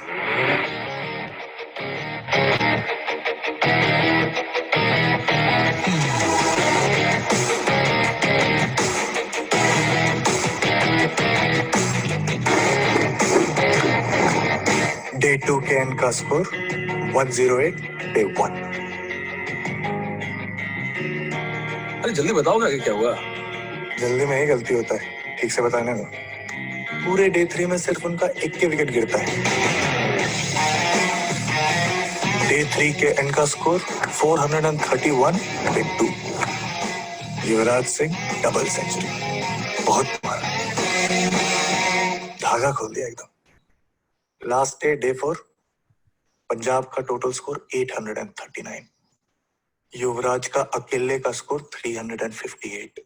यार के टोटल स्कोर से 1 रन ज्यादा। हमको सेकंड इनिंग नहीं मिला। पता है हम लोग मैच कहाँ हारे? कहाँ?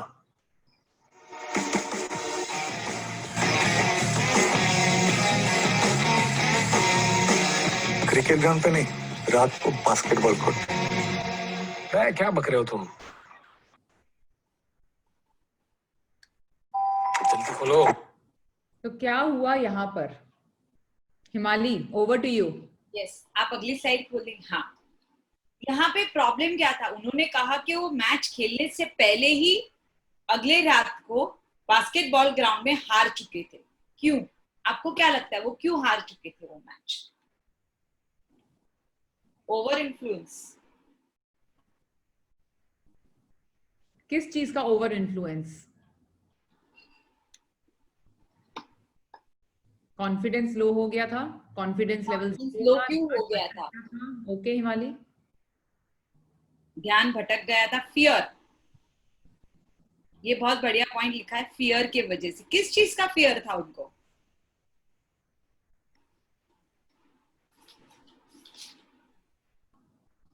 कॉन्फिडेंस लेवल डाउन हो गया था, कॉन्फिडेंस। जी, युवराज का ऑरा, युवराज बहुत बड़ा प्लेयर है, बहुत बढ़िया बात कही। तो ये सारे जो लोग थे, ये मैंने बात आपसे पहले भी कही है और मैं आज वो रिपीट करना चाहूंगी, मैदान में हारा हुआ इंसान फिर भी जीत सकता है, लेकिन मन से जो इंसान हार चुका है वो कभी भी जीत नहीं सकता। ये सभी लोग मन से हार चुके थे कि अब ये बाजी हमारे हाथ से गई। तो इस टाइम पे क्या करना चाहिए था? क्या सोल्यूशन होना चाहिए था? अगर ये मेरी टीम होती और मुझे मेरी टीम को बचाना होता तो मुझे क्या करना चाहिए? Very nice. नेगेटिव सोच, बहुत अच्छा पॉइंट लिखा है निमाली। नेगेटिव सोच, यस। तो आपने अंदर अपने वो डर बिठा लिया, आप पहले ही किसी और को देख के उसके कंपैरिजन में अपनी काबिलियत को नाप तोल लिया अपने ही दिमाग में। किसी ने तो नहीं नापा तोला, आपने खुद ही ये अंदाजा लगा लिया कि वो इतना अच्छा प्लेयर है तो हम तो अच्छे हो ही नहीं सकते और हम ये जीत ही नहीं पाएंगे। अब वो आ गया है मैदान में, अब तो हम जीत ही नहीं पाएंगे। सबने अपने अपने हथियार पहले से ही डाल दिए थे, कोशिश भी नहीं की। तो जब आप ये नेगेटिव सोच अपने दिमाग में घर कर लेने देते हैं तब दिक्कत आती है चीजों को संभालने में। तो आपको रखना है, वापस चलते हैं शुरू में जो हमने बात करी थी कुछ दिन पहले, पॉजिटिव सोच। अपने आप को रोज अफर्मेशंस देनी है, अपने आप को पॉजिटिव रखना है। ठीक है, युवराज बड़ा प्लेयर होगा, हम भी अच्छी प्रैक्टिस कर कर आए हैं। क्या ये सोच उस दौरान में ठीक होती? परफेक्ट होती। यहाँ पे सेल्फ लीडर आप ये मान रहे हो कि आपके सामने एक बड़ा प्लेयर है और उस चीज को आप अपने अंदर एक मोटिवेट करने के लिए, अपने आप को आगे बढ़ाने के लिए, अच्छा खेलने के लिए आप अपने आप को पुश कर पा रहे हो। जी, सही कहा आपने। Okay, yes. तो हिमाली क्या खरे उतरे ये तीनों टेस्ट में? सब काफी खरे उतरे। Okay, very good. So clapping हमारी तरफ से टू ऑल ऑफ यू। शाबाशी देंगे हम अपने आप को। अब फाइनल असेसमेंट, एक बार फिर से अपने आप को, फाइनल असेसमेंट अब हमारी नहीं है, आपकी खुद की असेसमेंट है अपने लिए। जी, ओके। सो अब ये हमने पहले भी ऐसे वाले असेसमेंट्स करी हैं, एक बार फिर से करते हैं। आपको अपने पेन और पेपर को वापस से लेना है, एक एक सवाल हम पढ़ेंगे, आपको उस सवाल के आगे का आपका सही जवाब क्या है आपको वो लिखना है अपने लिए। आपके आगे 5 तरीके हैं अपना जवाब करने के लिए, हमने पहले भी बात करी थी। नॉट एट ऑल मतलब नहीं, मैं ऐसा कभी नहीं करता, रेयरली, शायद ही कभी मैं ऐसा करता हूँगा, समटाइम्स कभी कभी, ऑफन अधिकतर, वेरी ऑफन अक्सर। और मैंने आपको कहा था कि अब बीच वाला जो तीसरा है सम टाइम वाला, कभी कभी वाला, उस पे आप कोशिश करके उसमें कुछ नहीं भरेंगे, कभी कभी अगर आपके दिमाग में आंसर आ रहा है तो आप सोचिए क्या वो कभी कभी शायद ही कभी होगा या वो कभी कभी अधिकतर वाला कभी कभी है। तो यहाँ तो दूसरे कॉलम या आप चौथे कॉलम की तरफ अपने आप को डालने की कोशिश करिए, ना कि तीसरे पर टिकिए। तो चलिए शुरू करते हैं पहले वाले सवाल से। When assigning tasks, I consider people skills and interests. लोगों को कोई काम सौंपते वक्त या काम बताते वक्त मैं ध्यान रखता हूं कि अगले को इस चीज का शौक है या अगले में उस चीज को करने की काबिलियत है कि नहीं है।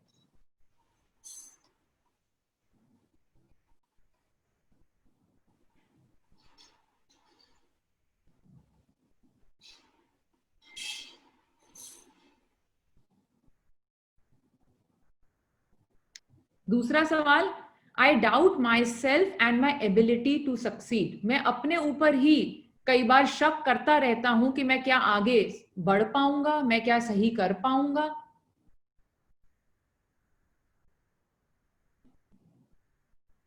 तीसरा सवाल, I expect nothing less than top notch result from people. मैं जिन लोगों से बात करता हूं, जिनके साथ काम करता हूं, मैं उम्मीद करता हूं कि वो हर काम परफेक्ट तरीके से करेंगे बिना किसी गलती के।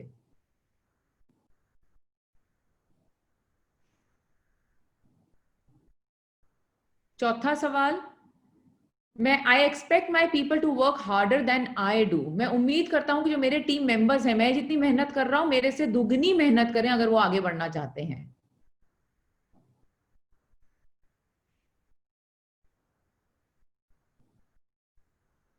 पांचवा, when someone is upset, I try to understand how he or she is feeling. जब कोई नाराज होता है, दुखी होता है, बौखलाया हुआ होता है, तो मैं कोशिश करता हूं ये जानने की कि उसे कैसा महसूस हो रहा है।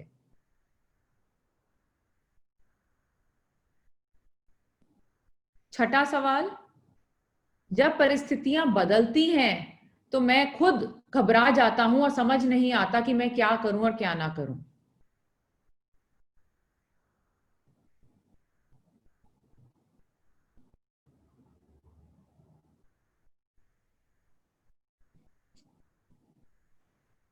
सातवां सवाल, I think that personal feelings shouldn't be allowed to get in the way of performance and productivity.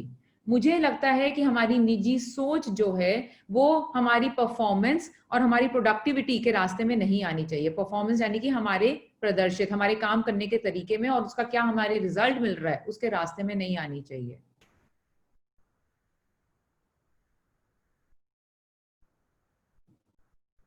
Eighth question, आठवां सवाल, I am highly motivated because I know I have what it takes to be successful. मेरा motivation level बहुत ही ऊंचा है क्योंकि मुझे पता है कि असफलता की तरफ बढ़ने के लिए काफी मेहनत करनी भी पड़ती है।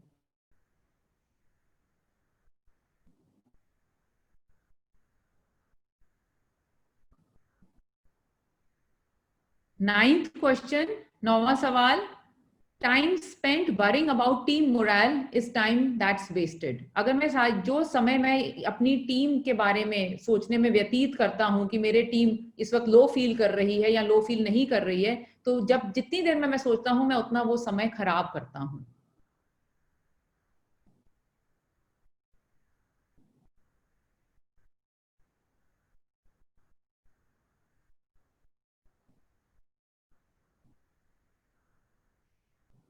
Tenth question, I get upset and worried quite often in the work place. अपने काम वाली जगह पे मैं बहुत ही जल्दी घबरा भी जाता हूँ, परेशान भी हो जाता हूँ और स्ट्रेस भी ले लेता हूँ, काफी अक्सर तरीके से लेता हूँ।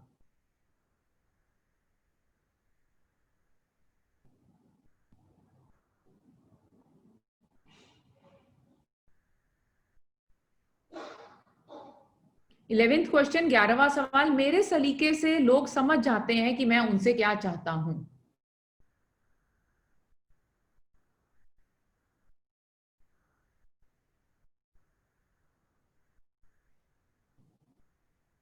ट्वेल्थ क्वेश्चन, 12वां सवाल, when working with a team I encourage everyone to work towards the same overall objectives. जब मैं अपनी टीम के साथ काम कर रहा होता हूं तो मैं हर एक को प्रेरित करता हूं, उत्साहित करता हूं कि जो एक हमारा कॉमन बड़ा गोल है सबका, हम उसकी तरफ काम करें।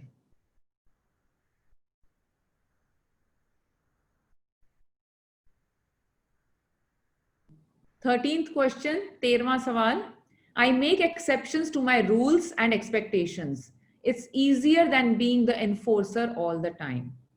मैं टाइम टू टाइम सिचुएशन के हिसाब से अगर मैंने कोई रूल बनाया है और कोई मेरी उम्मीद मैंने प्रकट करी है, अगर मुझे लगता है उसे बदलने की जरूरत है तो मैं बदल लेता हूं।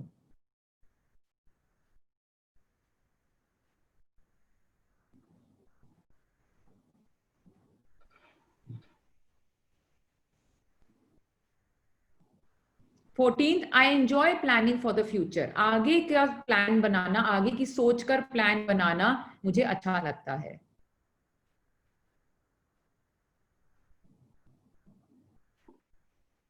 फिफ्टींथ, 15वां, I feel threatened when someone criticises me.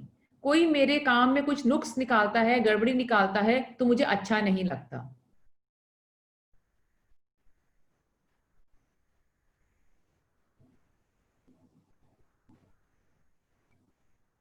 16th question, I make time to learn what people need from me so that they can be successful. लोग मेरे से क्या सीखना चाहते हैं और मैं उसके लिए उनके लिए टाइम निकालता हूं ताकि वो लोग खुद आगे बढ़ सकें, और मैं क्या सीखना चाहता हूं उनसे, मैं उसके लिए भी टाइम निकालता हूं ताकि मैं भी आगे बढ़ सकूं।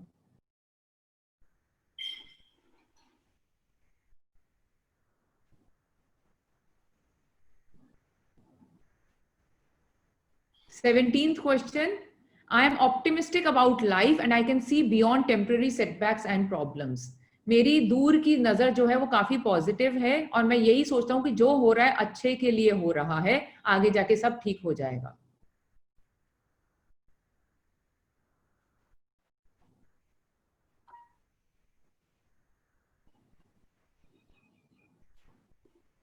एटीन क्वेश्चन, 18वां सवाल और लास्ट सवाल, और अब अंदर मेरे केबीसी अमिताभ बच्चन की आत्मा थोड़ी थोड़ी याद आ रही है और वो कह रहे हैं, और आपकी असेसमेंट पूरी करने से पहले ये आखिरी प्रश्न, I think that teams perform best when individuals keep doing the same tasks and perfecting them instead of learning new skills and challenging themselves. इसका मतलब कि मैं ये सोच रखता हूं कि लोग अगर वही काम बार बार करते रहेंगे तो एक दिन वो परफेक्ट हो जाएंगे। नई नई चीजें सीखने की या नई उसी चीज को नए तरीकों से करने की कोई जरूरत नहीं है।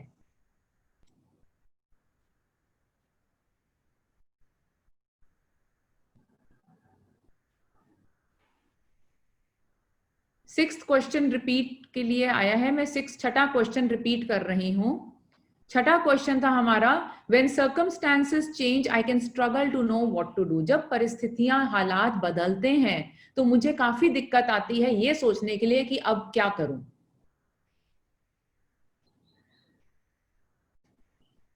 Okay, ninth question, time spend worrying about team morale is time that's wasted. अगर मैं अपना बहुत समय अपनी टीम के बारे में ही सोचने में व्यतीत करता हूं तो मैं अपना समय बर्बाद करता हूं। वो था नाइन्थ क्वेश्चन। 18वां question, I think that teams perform best when individuals keep doing the same tasks and perfecting them instead of learning new skills and challenging themselves. मेरी ये सोच है कि अगर एक इंसान, एक टीम मेंबर वही काम बार बार करता रहेगा लगातार हमेशा के लिए तो वो परफेक्ट हो जाएगा। नई चीजों को नए तरीकों से या पुरानी चीजों को नए तरीकों से करने की सोच रखने की जरूरत नहीं है।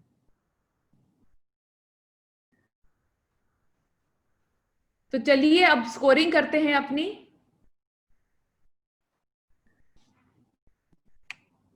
अगर आपने अपने आप को नॉट एट ऑल दिया है जो कि पहला कॉलम था तो अपने आप को 1 दीजिए, कभी नहीं, रेयरली, शायद ही कभी को 2 दीजिए, तीसरे कॉलम में 3, चौथे कॉलम को 4 मार्क और पांचवें कॉलम को 5 मार्क।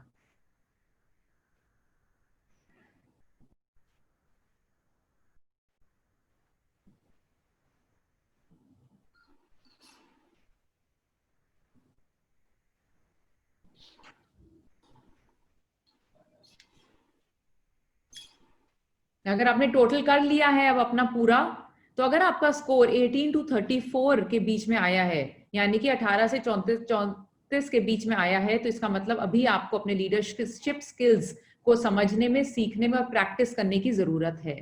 थोड़ा सा अपने ऊपर मेहनत करिए और अपने आप को आगे बढ़ाइए। अगर आपका स्कोर 35 to 52 के बीच में है, इसका मतलब कि आप अभी बिल्कुल ठीक कर रहे हैं, मगर अभी भी बहुत स्कोप है और काफी आगे बढ़ने का। क्या आपने पा लिया है अपने अंदर, और क्या आपको वो चीजें अपने अंदर अभी और अपनानी है, और खाली सोच से नहीं होता। Knowing is knowing, doing is doing. जानना है, मगर जब तक आप उसे करते नहीं है, उसे अपनाते नहीं है, उसे करना नहीं शुरू करते हैं, तब तक आप कुछ नहीं कर सकते। तो आप सोचिए अब आपको क्या करना है और उसे करना शुरू करिए। और अगर आपका स्कोर 53 और 90 के बीच में आया है, excellent, you are well on your way to becoming a good leader. आप काफी आगे बढ़ चुके हैं। अब डटे रहिए और अपना ध्यान मत बांटिए और अपने आप को लगातार उस पोजीशन पे बनाए रखिए ताकि आगे बढ़ते रहें। ओके हिमाली, ओवर टू यू। तो यहीं पे हम अभी आज का पूरा सेशन रिकैप करेंगे कि एक लीडर पैदाइशी भी लीडर हो सकता है और एक लीडर को लीडर बनाया भी जा सकता है। हमें लीडरशिप के काफी गुण जो हमें सबकी लाइफ में लाने बहुत जरूरी होते हैं, वो सारी गुणों को अपना लें, हमारी टीम को समझे, हमारे खुद के भी स्ट्रेंथ्स को समझे कि हम एज अ लीडर क्या क्या हमारे में स्ट्रेंथ है, हमें किस चीज को लाने की हमारी लाइफ में जरूरत है, वो सारी चीजों को अपनाएं, एक सेल्फ डिसिप्लिन बनाएं, अपने आप को सेल्फ मैनेज करना सिखाएं।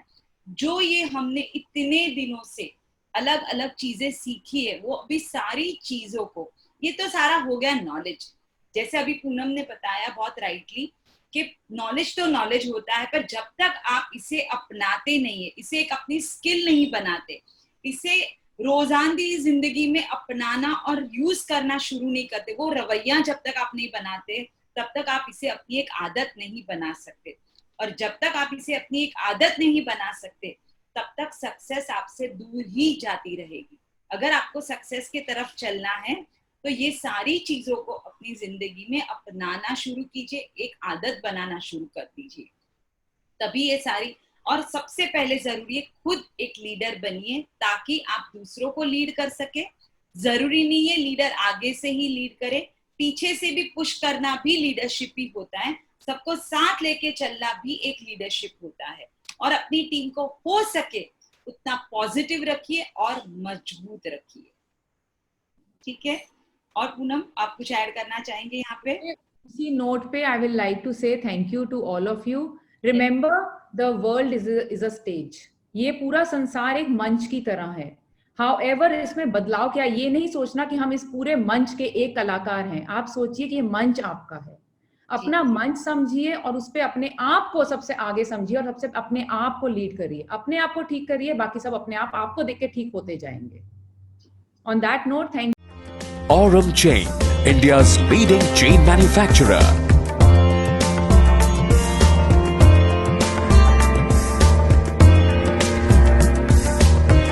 Aurum Chain, Aurum Jewels Limited. पर आप भी बताइए, हर हॉलमार्क सेंटर पर क्या यकीन किया जा सकता है? हमारे गहने प्रिंस एंड नाकोटा हॉलमार्किंग ग्रुप से हॉलमार्क करवाए हुए हैं, जो है इंडिया का largest hallmarking group of companies. देखिए भाभी जी, आप देखिए यहाँ पे। हाँ, है ना? हाँ, ये देखो ये किया हुआ है। हाँ बिल्कुल सही।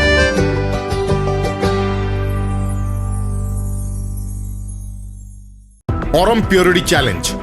अगर आप साबित कर पाते हैं कि ऑरम द्वारा रिफाइन किए गए सोने की शुद्धता 99.50% से कम है, या फिर इसमें कोई अशुद्ध धातु मिला हुआ है, तो ऑरम आपको देगा पूरे 1 लाख रुपए का इनाम। Aurum, surety in old gold purity.